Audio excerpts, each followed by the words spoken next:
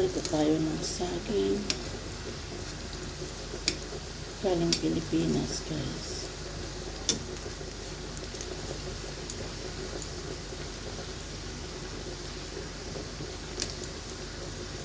Masarap ito sa kape.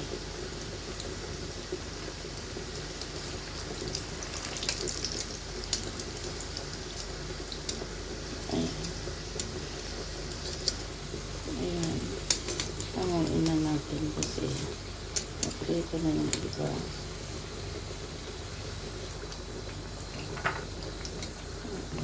Lagay tayo ng konting asukal para sa ating saging. Gawin natin banana cube. Ayan. Lagyan natin din konting tubig para tunawin yung asukal na nilagay natin. Ayan, natunaw na. Gawin natin yung saging. Wala tayong pulang asukal, kaya pwede na rin yung puti, guys. Okay.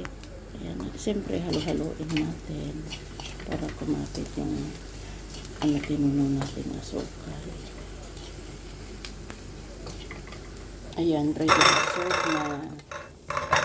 O, diba? Meron na tayong ikape.